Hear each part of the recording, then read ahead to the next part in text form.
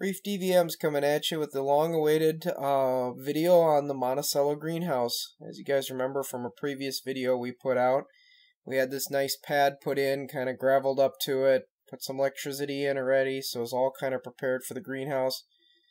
Well, fall came quick, so did winter, but the greenhouse has arrived. We had a lot of choices to pick from. We decided to go with the aluminum 8mm paneled Monticello greenhouse.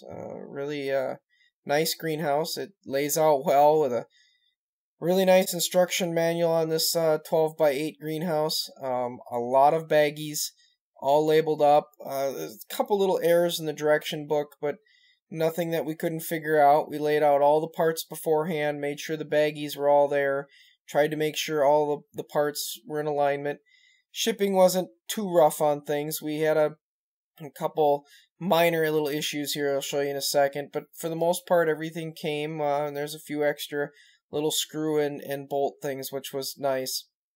The only real issue we had is some of the stuff inside the packaging kind of moved around, and we had a skylight that got banged up pretty good. The company's being nice, saying that if it leaks they'll replace it. We had an aluminum rail here with a dent in it, and I was able to just kind of bend that back out. So I'm so far pleased with it, and knock on wood it hasn't leaked. So let's hope it doesn't, folks. I'll give you an update if it does. We put down some rubber mats, leveled them up the best we could. We want to keep that cold ground from, coming into the greenhouse if we can do it. And then basically the way this greenhouse is assembled, we built this, green treated 2x4 stacked platform beforehand, and then you lay the 8x12 track on top of it, and then you kind of basically bolt it together. These bolts are pretty easy. You kind of turn them in with a screwdriver, and then you put a little nut on top, and then you just screw them down, and each section's got them. And then once you get it all bolted together and lined up, then you take screws and screw the whole thing down. Then it's pretty much plug and play. You take your aluminum supports and you basically stack them up on the rail, and they kind of tighten down with a bunch of T brackets and bolts. This project is being done with my wife, my 2 daughters, and myself. It's right now probably about 20 degrees outside, so unfortunately it's winter has just come upon us fast, and we need to get this greenhouse up. Thankfully we have a no-wind day, which really helps. These greenhouses are hard to assemble when these plastic panels are whipping in the wind, but we started this project at 8 in the morning. It says that a couple people should be able to do it in 8 hours. To be honest, a couple people, let's say 2, more like by the time we laid out the parts, inventoried everything, understand the directions, actually assembled it, finished the final assembly, and got the door in place, try more like 14 hours with 2 people. But it did actually go quite well. The panels have a UV side. They also have a regular white side, and they're labeled quite nicely. Again, the baggies we had to lay out in different locations and make sure we got everything the way we needed. And we actually numbered the baggies to match the pages, so we kind of did some reorganization. And to save time and comfort, we built the doors inside. We put a lot of the track pieces together inside, again, because it's pretty cold, and we're outside for literally probably out of the 14 hours we're outside for 12 of them. The door goes together with a couple like plastic clips in the corner. I guess I was surprised they were plastic, considering it's aluminum kind of greenhouse. I was kind of hoping they'd all be all aluminum, but went together pretty good. Roof went in very smooth. I'd recommend a 2x4 for added support and a couple ladders. You can see the fog and condensation. That's from us breathing out here. It's about 19 degrees tonight when we're finishing this up, and the minute we started breathing and we had the heaters running, we started making condensation. But that all cleared out pretty quickly. By the end of the night, this is basically what we had. We had a set of doors on it, the roof on it, everything was looking good. Came back out the next morning, finished up some tie downs. We actually have these anchors, which we anchored into the eye nut here, but then the eye nut anchors over into a previous video into about a 3-foot lag in the ground. We got a really nice LED light sent from Mr. Zen Mark.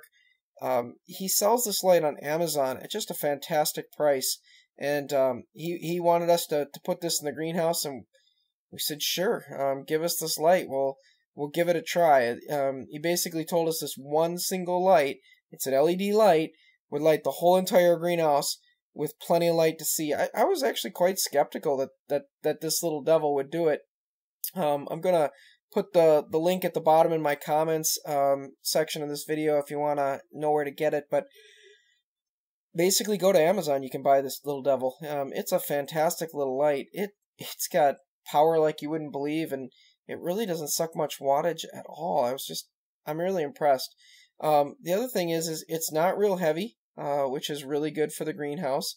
You know, it came with a black cord. I did have to wire on a plug end on it because I just want this plugged in, and the whole circuit in the greenhouse is what do you call it, GC FI'd and arc faulted, so should be in good shape. But again, one light is supposed to light up this whole entire greenhouse, and you know, it's just a fantastic little light. I mean, what can I say? Mr. Zen sent us a great product, so we've got that all plugged in here, and obviously I'm going to run the cord a little differently, but just to get it up and running here during the daytime, plugged it in. Didn't look real impressive yet. When I first turned it on, I was like, I wonder if this will be enough light. I was a little on the skeptical side, but gotta tell you, that all changed once it got dark. So anyways, a very easy light install. Basically kind of plug and play. We put an end on the cord, ran it over to the switch, plugged it in, because again, the switch runs an outlet in the box, and we should be up and running. Got a little heater in, got some carts in here for us that we're going to use for starting some seeds and stuff. Got the automatic window vents situated. Got thermostat in and a thermostat couple, which will use the internet to send us text messages if it gets too cold in the greenhouse. And this is kind of an outside shot. It's right behind the chicken coop. It's in a nice area to get to. We started doing some landscaping quick before it got too cold. Put a couple big, concrete sections down. Threw some gravel around the edges for when the spring rains come off it. And basically, it's done. It's nice. And here's the night shot.